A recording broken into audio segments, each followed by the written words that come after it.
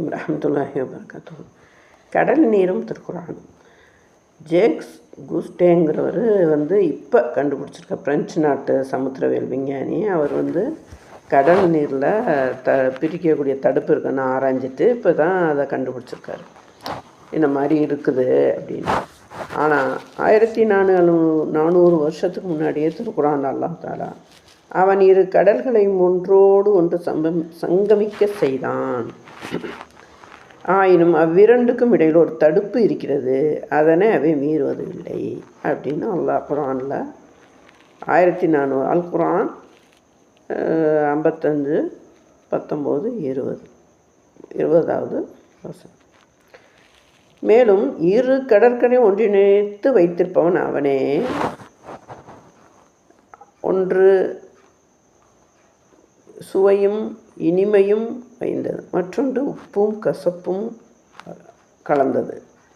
இவரிடக்கும் ஒரு ஒரு தடுப்பு இருக்கிறது அப்படின்னா ஒன்றோடு ஒன்று கலந்து விடாதவாறு அதை தடுத்து கொண்டிருக்கிறதுன்னு அல் குர்ஆன் சொல்லுது.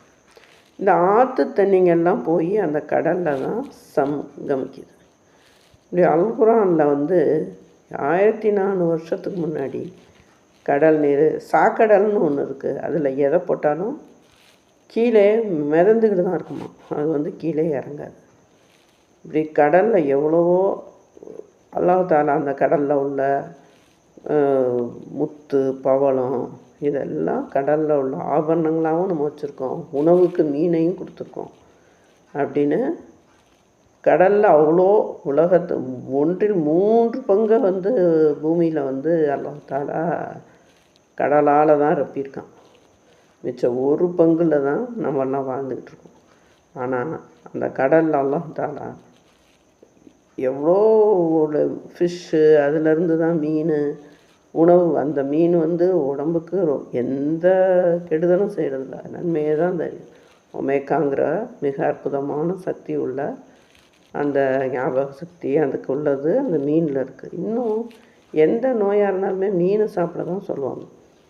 ப்ரெஷரு, சுகர், ஹார்ட் அட்டாக்கு எதுனாலும் மீன் சாப்பிடுங்க, அதை பற்றி ஒன்றும் இல்லை அப்படின்னு. அவ்வளோ ஒரு அற்புதமான விஷயத்தை அல்லாஹ் தஆலா வச்சுருக்கான். இன்னும் கடற்பாசிங்கிற உணவுகள், கடலில் எத்தனையோ விதமான அற்புதங்கள் உலகத்தில் இருக்க மாதிரி பல அற்புதங்கள் அதுக்குள்ளே இருக்குது. அதை போய் நீர்மூழ்கியில் போய் அதை உள்ளே போய் பார்க்குதா, அதில் கூட வணக்க வழிபாடுகள்லாம் நடக்குதான். அந்த தொழுகையெல்லாம் அந்த விலங்குகள் அந்த கடலில் உலகத்தில் இருக்கிற மாதிரி எல்லாமே கடலில் இருக்கான். அவ்வளோ அற்புதங்கள் அல்லாஹ்